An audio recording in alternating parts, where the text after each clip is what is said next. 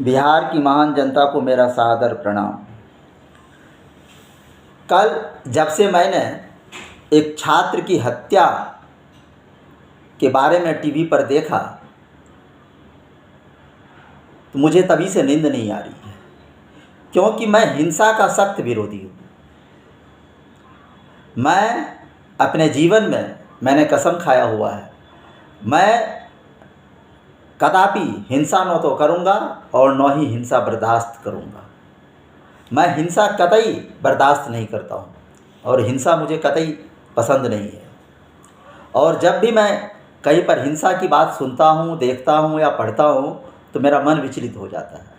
और कल से जब मैंने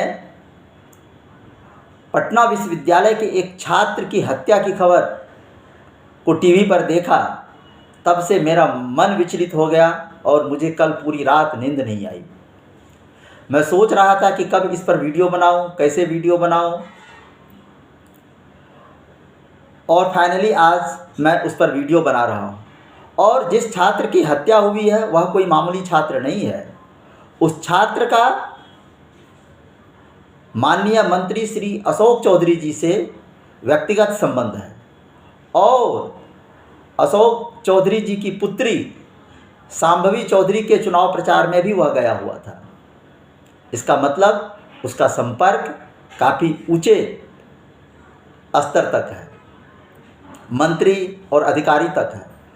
और ऐसे छात्र की हत्या कैसे की गई? पीट कर हत्या कर दी गई। और कहाँ हत्या कर दी गई? पटना में, जहाँ पर हमारे मुख्यमंत्री जी रहते हैं, जहाँ हमारे राज्यपाल महोदय रहते हैं, जहाँ पर हमारे डीजीपी महोदय रहते हैं, जहाँ पर कई पुलिस के आला अधिकारी रहते हैं, जहाँ पर प्रशासन के कई आला अधिकारी रहते हैं, वहाँ पर। और हत्या कब की गई? दिन दहाड़े। और कहाँ? और हत्या का जगह कहाँ चुना गया? एक शिक्षा का पवित्र स्थान। दिन के 1-2 बजे उस छात्र को पहले ईंट और पत्थर से पीटा गया और उसके बाद लाठी और डंडे से पीट कर दिन दहाड़े उसकी हत्या कर दी गई। अपराधियों की हिम्मत देखिए, पटना जैसे सुरक्षित जगह में उसको पीट कर मार दिया। तो अपराधी कितना बेखौफ है। अपराधियों के मन में कोई डर नहीं है, जबकि वहाँ सीसीटीवी कैमरा, अन्य चीज़ें लगी हुई है। यूनिवर्सिटी में पढ़ाई अलग से बाधित हुई, परीक्षा अलग से टाल दिया गया। और अब यह देखिए कि इसके अंदर इतनी हिम्मत कहाँ से आई। उनको भी पता होगा कि यह सीसीटीवी कैमरा लगा हुआ है, पटना है, यहाँ पर इतने पुलिस के आला अधिकारी रहते हैं, मुख्यमंत्री जी रहते हैं, तो फिर उसके अंदर इतनी हिम्मत कहाँ से आई? तो मैं इन चीज़ों पर विचार कर रहा था कल से, आखिर इतनी हिम्मत उसके अंदर आई कहाँ से? जब पटना में एक उच्च पहुंच वाले छात्र की पीट कर हत्या कर दी गई, तो एक आम व्यक्ति जो पटना से दूर दराज के क्षेत्रों में रहता है, तो उनकी तो कभी भी हत्या की जा सकती है। और बहुत सारी हत्याएं ऐसी होती है जिनका रिपोर्ट नहीं होता है। तो आखिर इन अपराधियों के अंदर इतनी हिम्मत आई कहाँ से? इसी पर मैं विचार कर रहा था। मैं अभी एनसीआरबी के रिपोर्ट को देख रहा था।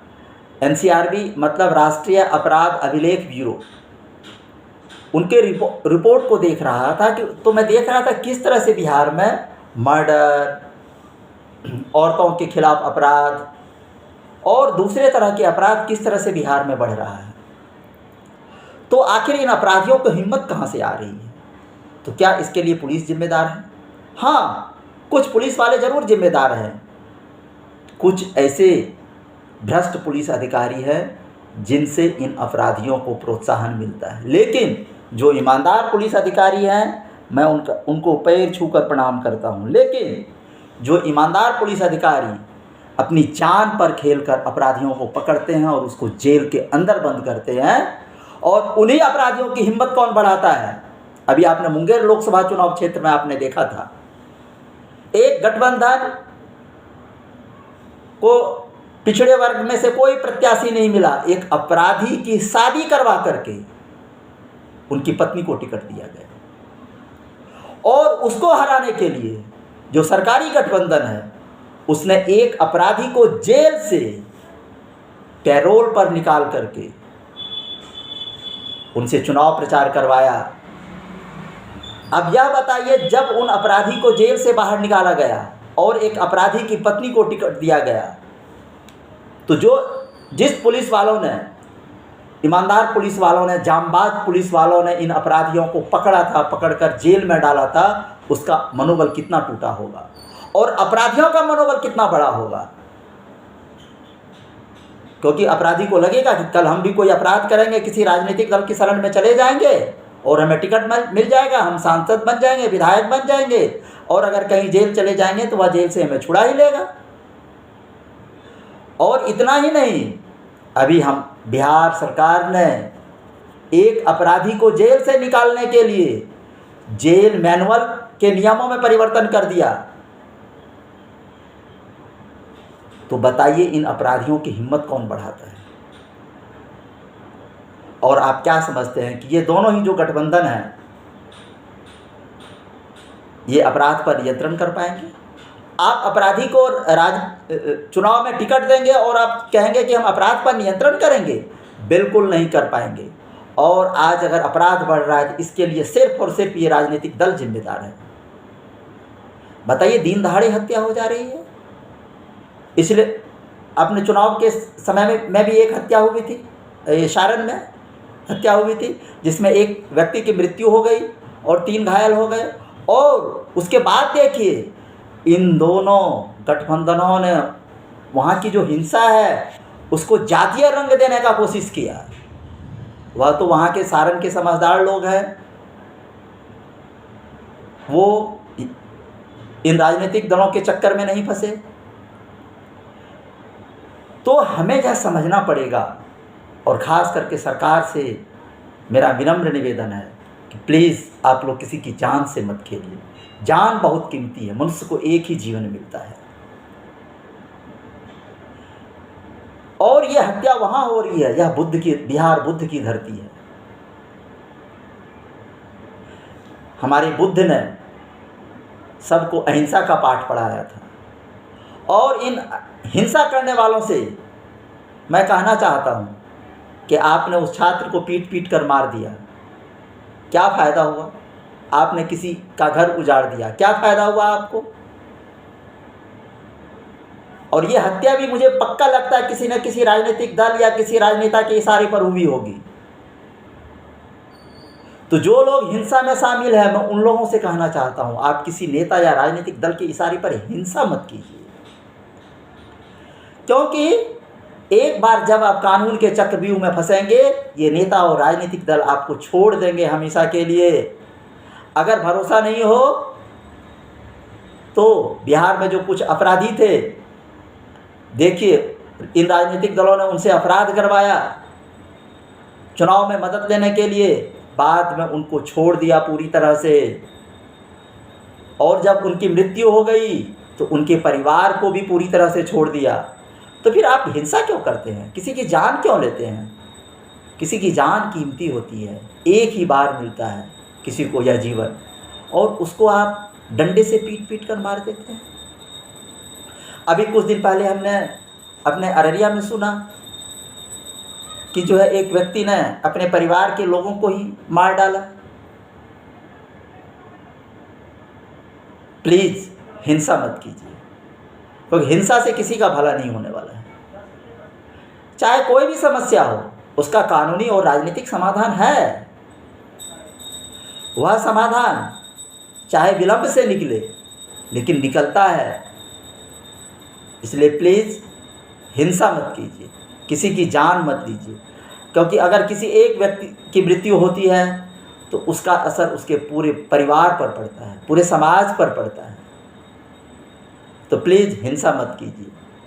और हम अपने सरकार और पुलिस पदाधिकारी से विनम्र निवेदन करते हैं कि प्लीज़ हिंसा को रोकिए। बिहार में जो हिंसा हो रहा है, इनको प्लीज़ रोकिए, क्योंकि जब तक कानून व्यवस्था की स्थिति सही नहीं होगी तब तक वहाँ पर बाहर से आकर के कोई भी व्यक्ति उद्योग नहीं लगाएगा, और जब तक उद्योग नहीं लगेगा तब तक रोज़गार का सृजन नहीं होगा, और रोज़गार का सृजन नहीं होगा तो लोगों को रोज़गार भी नहीं मिलेगा, क्योंकि सरकारी नौकरी में आप कितने लोगों को रोज़गार दे सकते हैं। बिहार की सबसे बड़ी समस्या है बेरोज़गारी, और बेरोज़गारी वहाँ से तभी दूर होगी जब वहाँ पर उद्योग लगेगा, और उद्योग तभी लगेगा जब वहाँ पर कानून व्यवस्था दुरुस्त होगा, लोगों को अपने जीवन का डर नहीं रहेगा। सुशासन बाबू प्लीज़, मैं आपका काफ़ी सम्मान करता हूँ, और वहाँ के जो डीजीपी महोदय हैं मैं उनका भी काफ़ी सम्मान करता हूँ। तो प्लीज़ सर कुछ ऐसा कीजिए इस अपराधियों के अंदर खौफ पैदा हो जाए। मैं जानता हूँ जो ईमानदार और जांबाज पुलिस पदाधिकारी हैं उनके ऊपर भी राजनीतिक प्रेशर होता है, लेकिन मैं आपसे विनम्र निवेदन करता हूँ कि आप किसी राजनीतिक प्रेशर में नहीं आए। जो अपराधी है वह सिर्फ अपराधी है, और अपराधी के अंदर इतना खौफ पैदा कीजिए कि वह अपराध करने से पहले 100 बार सोचे, और अपराधियों के अंदर इतना खौफ पैदा करना बहुत ज़रूरी है। इन्हीं शब्दों के साथ मैं आप सबसे विदा लेता हूँ। धन्यवाद। जय हिंद, जय भारत।